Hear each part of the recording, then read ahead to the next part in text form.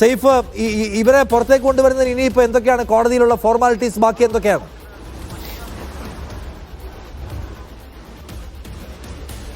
ശിക്ഷ വിധിച്ചു കഴിഞ്ഞാൽ ആ ശിക്ഷയുടെ വിധി പകർപ്പുമായിട്ട് വേണം പ്രതി കോടതിയിൽ ജയിലിലേക്ക് എത്തിച്ചേരാൻ. ആ വിധി പകർപ്പ് പ്രതിയുടെ കയ്യിൽ കൊടുക്കണം.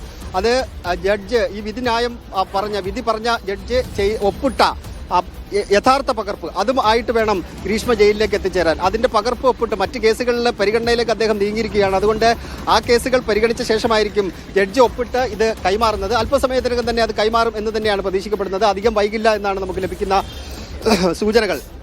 ഇനി നമുക്ക് പ്രതികരണങ്ങളിലേക്ക് മറ്റും പോകേണ്ടതുണ്ട്. അല്പസമയത്തിനകം തന്നെ സ്പെഷ്യൽ പബ്ലിക് പ്രോസിക്യൂട്ടറുടെ പ്രതികരണവും ഷാരോണിന്റെ കുടുംബാംഗങ്ങൾ, അച്ഛനും അമ്മയും സഹോദരനും കോടതിയിൽ ഉണ്ടായിരുന്നു. മൂന്നുപേരുടെയും പ്രതികരണങ്ങൾ ലഭ്യമാകണം. കുടുംബം എന്തായാലും വലിയ തൃപ്തി രേഖപ്പെടുത്തുന്നുണ്ട്. അവരുടെ ഒരു ആദ്യ പ്രതികരണങ്ങളിൽ നിന്ന് തന്നെ തൃപ്തി രേഖപ്പെടുത്തുന്നുണ്ട്. കാരണം ജഡ്ജിനോട് തൊഴുകൈയോടുകൂടി നന്ദി പറഞ്ഞാണ് അച്ഛനും അമ്മയും കോടതിക്കുള്ളിൽ നിന്ന് പുറത്തേക്ക് ഇറങ്ങിയത്. രണ്ടാം പ്രതിയായ സിന്ധുവിനെ വെറുതെ വിട്ടതിൽ അത് ആദ്യം ചില പ്രതികരണങ്ങൾ അതിനെതിരെ കോടതിയെ സമീപിക്കുമെന്ന് അച്ഛനടക്കം പറഞ്ഞിരുന്നു. പക്ഷേ അതിനൊരു തീരുമാനം ഉണ്ടാകുമോ, അത് അങ്ങനെ ഒരു നടപടിയിലേക്ക് പോകുമോ എന്ന കാര്യത്തിലൊക്കെ ഒരു വ്യക്തത ഇന്നത്തോടു കൂടി എന്തായാലും ഉണ്ടാകും. പക്ഷേ ഗ്രീഷ്മയ്ക്ക് വധശിക്ഷ നൽകിയതിൽ അതിൽ കുടുംബം തൃപ്തി രേഖപ്പെടുത്തുന്നുണ്ട്. അവരുടെ ഒരു ആദ്യ പ്രതികരണം അങ്ങനെ തന്നെയാണ് നമുക്ക് കാണാൻ കഴിയുന്നത്.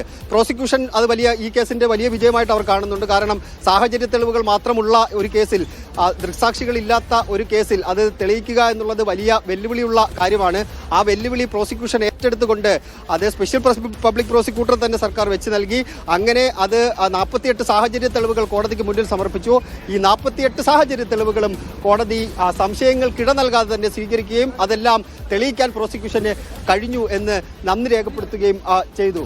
എന്തായാലും മോളിൽ നിന്ന് ഇറക്കിയിട്ടുണ്ട് ഗ്രീഷ്മ എന്നാണ് നമുക്ക് ലഭിക്കുന്ന വിവരം. നിഷാദ്, അല്പസമയത്തിനകം തന്നെ ഗ്രീഷ്മയുടെ ശരീരഭാഷ നമുക്ക് നോക്കാം. അല്പസമയത്തിന് തന്നെ നമുക്ക് അതിന്റെ കൂടുതൽ പ്രതികരണത്തിലേക്ക് മറ്റും പോകാം. അല്പസമയത്തിനകം തന്നെ എന്തായാലും ഗ്രീഷ്മയെ പുറത്തേക്ക് ഇറക്കുകയും ചെയ്യും. ഇവിടുന്ന് നേരെ അട്ടക്കുളങ്ങര ജയിലിലേക്കാണ് എന്ന് തോന്നുന്നു. അട്ടക്കുളങ്ങര ജയിലിലേക്കായിരിക്കും കൊണ്ടുപോകുന്നത്. ഇനി പ്രതിഭാഗത്തിന്റെ നിലപാടാണ് അറിയേണ്ടത്.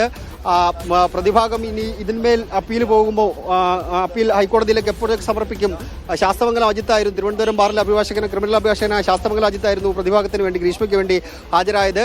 അത് അപ്പീൽ എന്തായാലും പോകും. അത് വേഗത്തിലുണ്ടാകും എന്ന കാര്യത്തിലൊക്കെ നമുക്ക് വരും സമയങ്ങളിൽ എന്തായാലും വ്യക്തത ഉണ്ടാകും. അങ്ങനെ 2 വർഷത്തിന് ശേഷം 2.5 വർഷത്തിന് ശേഷം നെയ്യാറ്റിൻകര ഷാരോൺ രാജ് വധക്കേസിൽ കേരളമുടനീളം ചർച്ച ചെയ്യപ്പെട്ട കേസിൽ അതിലെ 1-ാം പ്രതിയായ ഗ്രീഷ്മയെ തൂക്കുകയർ, അത് വധശിക്ഷയ്ക്ക് തിരുവനന്തപുരം നെയ്യാറ്റിൻകര അഡീഷണൽ സെഷൻസ് കോടതി വിധിച്ചിരിക്കുന്നു. അത് കൃത്യമായി തന്നെ കോടതി എണ്ണി കാര്യങ്ങൾ വിശദീകരിച്ചുകൊണ്ടാണ് വധശിക്ഷയ്ക്ക് വിധിച്ചത്. സമൂഹത്തിന് കൃത്യമായ സന്ദേശം നൽകാൻ വേണ്ടി വധശിക്ഷ അനിവാര്യമാണ്. മരണക്കിടക്കയിലും ഗ്രീഷ്മയെ വിശ്വസിച്ച ആളാണ് ഷാരോൺ. ഷാരോണിന് ഗ്രീഷ്മയ്ക്കെതിരെ തെളിവുകളൊന്നും ഉണ്ടാവരുതെന്ന് ആഗ്രഹിച്ച ആളാണ് ഷാരോൺ. അങ്ങനെ ആ വിശ്വാസത്തെയാണ് അവർ ഇല്ലാതാക്കിയത്. അത് സമൂഹത്തിന് നൽകിയ സന്ദേശം, സ്നേഹിക്കുന്നവരാരെയും വിശ്വസിക്കാൻ കൊള്ളില്ല എന്ന സന്ദേശം ഈ കേസ് വഴി ഗ്രീഷ്മ സമൂഹത്തിന് നൽകിയിട്ടുണ്ട്. അതിൽ മാറ്റം വരുത്തേണ്ടതുണ്ട് എന്ന കാര്യങ്ങളടക്കം കോടതി വിധിന്യായത്തിൽ കൃത്യമായി തന്നെ പറഞ്ഞു വെക്കുകയും ചെയ്തിട്ടുണ്ട്. അങ്ങനെ ഏതാണ്ട് ഒക്ടോബർ മാസം തുടങ്ങിയ വിചാരണ അത് 3-4 മാസം കൊണ്ട് അത് വേഗത്തിൽ തന്നെ പൂർത്തീകരിച്ചു. പ്രോസിക്യൂഷൻ സമർപ്പിച്ച രേഖകളെല്ലാം കോടതി കൃത്യമായി തന്നെ അത് സ്വീകരിച്ചു. അന്വേഷണ സംഘത്തെ കോടതി പ്രത്യേകം അഭിനന്ദിച്ചുകൊണ്ടാണ് വിധി പ്രസ്താവം ആരംഭിച്ചത് തന്നെ. അത് ഒരു ഉദ്യോഗസ്ഥനെ എടുത്ത് പറയുന്നില്ല, ഒരു അന്വേഷണ ഉദ്യോഗസ്ഥനെ എടുത്ത് പറയുന്നില്ല. എൻ്റെ പോലീസ് ഡിപ്പാർട്ട്മെന്റിൽ അഭിനന്ദനം രേഖപ്പെടുത്തിക്കൊണ്ടാണ് അദ്ദേഹം സംസാരിച്ചത്. പിന്നീട് പ്രോസിക്യൂഷന്റെ നിലപാട്, പ്രോസിക്യൂഷൻ കേസ് നന്നായി പഠിച്ച് വാദിച്ചു തുടങ്ങിയ കാര്യങ്ങൾ കോടതി കൃത്യമായി തന്നെ ഇതിൽ പറഞ്ഞു വെക്കുന്നുണ്ടായിരുന്നു, വിധിന്യായത്തിൽ പറഞ്ഞു വെക്കുന്നുണ്ടായിരുന്നു. പിന്നീടുള്ള ഒരു കാര്യം, ഈ വിധി പറഞ്ഞു തുടങ്ങുന്നത് തന്നെ അവരുടെ പ്രായവുമായി ബന്ധപ്പെട്ട കാര്യങ്ങൾ സൂചിപ്പിച്ചുകൊണ്ടായിരുന്നു. പ്രായത്തിന്റെ ഒരു ഇളവ് അവർക്ക് നൽകേണ്ടതില്ല. കാരണം അവരുടെ പ്രായം തന്നെയായിരുന്നു ഷാരോൺ എന്ന ചെറുപ്പക്കാരനും ഉണ്ടായിരുന്നത്. അതുകൊണ്ട് അതിന്റെ ഇളവൊന്നും അവർക്ക് നൽകേണ്ടതില്ല എന്ന് കോടതി വിധിന്യായത്തിൽ കൃത്യമായി തന്നെ വ്യക്തമാക്കുകയും ചെയ്തു. അവർ ചെയ്ത കൊലപാതകം അത് ക്രൂരമായിരുന്നു. അതിസമർത്ഥമായിട്ടാണ് അവർ കൊല നടപ്പാക്കിയത്. അതിനുവേണ്ടി അവർ ആദ്യം പാരസെറ്റമോൾ കലക്കി കൊടുക്കാൻ വേണ്ടി ശ്രമിച്ചു. അതിനുശേഷം വീട്ടിലേക്ക് സ്നേഹത്തോടെ വിളിച്ചു വരുത്തി കഷായത്തിൽ കളനാശിനി കൊടുത്ത് അദ്ദേഹത്തെ കൊലപ്പെടുത്താൻ ശ്രമിച്ചു. അതിനുശേഷം 11 ദിവസം 23 വയസ്സുള്ള ഷാരോൺ എന്ന ചെറുപ്പക്കാരൻ അനുഭവിച്ച വേദന ചെറുതായിരുന്നില്ല.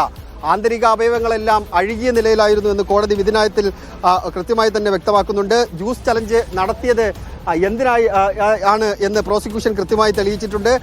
അത് മറ്റൊരു പ്രധാനപ്പെട്ട കാര്യം IPC 307 വധശ്രമം അത് പോലീസ് ചുമത്തിയിരുന്നില്ല. പക്ഷേ ആ വധശ്രമം 307 കൂടി തെളിയിക്കപ്പെട്ടിട്ടുണ്ട് ഈ കേസിൽ. പോലീസ് അത് ചുമത്താത്തത് കൊണ്ട് തന്നെ അതിനകത്ത് ശിക്ഷ വിധിക്കാൻ കഴിയില്ല. പക്ഷേ അത് തെളിഞ്ഞിട്ടുണ്ട് എന്ന് ജഡ്ജി AM ബഷീർ കൃത്യമായി തന്നെ വ്യക്തമാക്കിയിട്ടുണ്ട്. വിവാഹമുറപ്പിച്ച ശേഷവും മറ്റൊരു പയ്യനുമായി വിവാഹമുറപ്പിച്ച ശേഷവും ഷാരോണുമായുള്ള ബന്ധം ഈ സ്ത്രീ തുടർന്ന് കൊണ്ടുപോകുന്നുണ്ടായിരുന്നു. ഷാരോണുമായി ഫോണിൽ സംസാരിച്ച ശേഷം പിന്നീട് മറ്റേ പയ്യനെ വിളിക്കുന്ന രീതി ഇവർക്കുണ്ടായിരുന്നു എന്ന് കോടതി പറയുന്നുണ്ട്. ഷാരോൺ പ്രണയത്തിന്റെ അടിമയായിരുന്നു എന്ന് കോടതി വിധിന്യായത്തിൽ പറയുന്നുണ്ട്. ബന്ധം അവസാനിപ്പിക്കാൻ തീരുമാനിച്ചാണ് ഗ്രീഷ്മ വിഷം നൽകിയത്.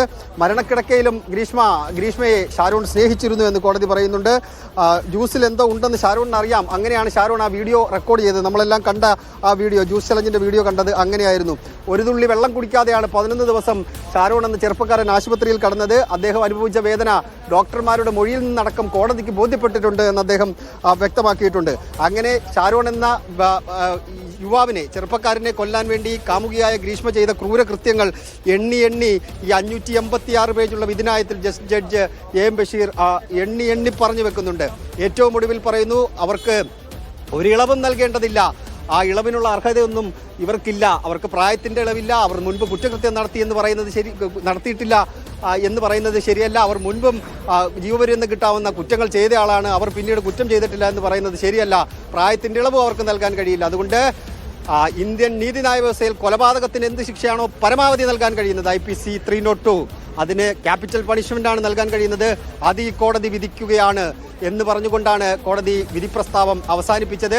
അത് മാത്രമല്ല, അവർക്ക് ഈ കൊലപാതകത്തിന് വേണ്ടി തട്ടിക്കൊണ്ടുപോകൽ 10 ലക്ഷം രൂപ പിഴ നൽകണം. അതിനൊപ്പം തന്നെ തെളിവ് ഈ പോലീസിനെ തെറ്റിദ്ധരിപ്പിച്ചതിന് 2 വർഷം കഠിന തടവുണ്ട്. അങ്ങനെ വിവിധ തടവുകളുണ്ട്. പക്ഷേ വധശിക്ഷയ്ക്ക് മേൽ ഇതൊന്നും വരുന്നില്ല എന്നുള്ളത് കൊണ്ട് വധശിക്ഷ ഏറ്റവും പ്രത്യേകമായി എടുത്ത് പറയേണ്ടതാണ്. അതിനൊപ്പം തന്നെ നമ്മൾ ഇതുവരെ പറയാത്ത മറ്റൊരു കാര്യം, ഇതിനൊപ്പം ശിക്ഷിക്കപ്പെട്ട 3ാമത്തെ ആളുണ്ട്, ഈ ഗ്രീഷ്മയുടെ അമ്മാവൻ. അദ്ദേഹത്തിന് 3 വർഷത്തെ തടവ് അതാണ് വിധിച്ചിരിക്കുന്നത്. ഇന്ത്യൻ നിയമവ്യവസ്ഥ അനുസരിച്ച് അത് ഈ 203-ാം വകുപ്പാണ് ചുമത്തിയിരിക്കുന്നത്. തെളിവ് നശിപ്പിക്കൽ 201-ാം വകുപ്പ് തെളിവ് നശിപ്പിക്കൽ കുറ്റം. അതിൽ 7 വർഷം വരെ തടവ് കൊടുക്കാവുന്നതാണ്. പക്ഷേ കോടതി അത് 3 വർഷം വരെ മാത്രമാണ് കൊടുത്തിട്ടുള്ളത്. നമ്മുടെ നിയമവ്യവസ്ഥ അനുസരിച്ച് 3 വർഷം വരെ ഒരാൾ ശിക്ഷിക്കപ്പെടുകയാണെന്നുണ്ടെങ്കിൽ അദ്ദേഹം ജയിലിലേക്ക് പോകേണ്ടതില്ല. അപ്പോൾ തന്നെ അദ്ദേഹത്തിന് ജാമ്യത്തിൽ ഇറങ്ങാൻ കഴിയും. അതുകൊണ്ടായിരിക്കാം ചിലപ്പോൾ 3 വർഷത്തെ തടവ് ശിക്ഷ വിധിച്ചിരിക്കുന്നത്. അതുകൊണ്ട് നിർമ്മൽ കുമാരൻ നായർക്ക് ഇന്ന് തന്നെ പുറത്തേക്കിറങ്ങാം. അദ്ദേഹത്തിന് ജാമ്യം കിട്ടി ഇന്ന് തന്നെ പുറത്തേക്കിറങ്ങാം. 3 വർഷമല്ല, 3 വർഷത്തിന് മുകളിലായിരുന്നുണ്ടെങ്കിൽ അദ്ദേഹത്തിന് ജയിലിൽ പോകേണ്ടി വന്നതിന് 3 വർഷമായതുകൊണ്ട് തന്നെ ജയിലിൽ പോകാതെ അദ്ദേഹം രക്ഷപ്പെട്ടു എന്ന് വേണമെങ്കിൽ പറയാം. അതേസമയം തന്നെ ഈ ക്രൂരകൃത്യം ചെയ്ത ഗ്രീഷ്മയ്ക്ക് ഒരിളവും നൽകാതെ, അത് വിധിന്യായത്തിന്റെ ഓരോ സ്വഭാവത്തിലും അദ്ദേഹത്തിന്റെ ഓരോ വാചകത്തിലും അദ്ദേഹം വായിക്കുമ്പോൾ നമുക്ക് കൃത്യമായി ഫീൽ ചെയ്യുന്നുണ്ടായിരുന്നു. അദ്ദേഹം അത് എഴുതിയ ഒരു രീതി, എഴുതിയ രീതി കാണുമ്പോൾ തന്നെ ആദ്യം മുതൽ തന്നെ നമുക്ക് ഒരു തോന്നലുണ്ടായിരുന്നു വധശിക്ഷയിലേക്ക് പോകും എന്നുള്ളത്. അത് കൃത്യമായി തന്നെ കോടതി ഏറ്റവും ഒടുവിൽ പറയുന്നു, ഒരിളവും നൽകുന്നില്ല ആ സ്ത്രീക്ക്. അവർ വധശിക്ഷ അർഹിക്കുന്ന സ്ത്രീയാണ്. അതുകൊണ്ട് അവർക്ക് ഡെത്ത് സെന്റൻസ് നൽകാൻ കോടതി തീരുമാനിക്കുന്നുവെന്ന് കോടതി പ്രഖ്യാപിക്കുകയാണ് ചെയ്തത്. ആ വിധി കേട്ട് നിർവികാരയായി തിരുവനന്തപുരം അഡീഷണൽ സെഷൻസ് കോടതിയുടെ പ്രതിക്കൂട്ടിൽ നിൽക്കുന്ന ഗ്രീഷ്മയെ നമ്മൾ കണ്ടു. ആ നിർവികാരതയോടുകൂടി ആ സ്ത്രീ ആ വിധി പകർപ്പുമായി അല്പസമയത്തിനകം തന്നെ പുറത്തേക്കിറങ്ങി അട്ടക്കുളങ്ങര ജയിലിലേക്ക് അവർ പോവുകയും ചെയ്യും. നിഷാദ്.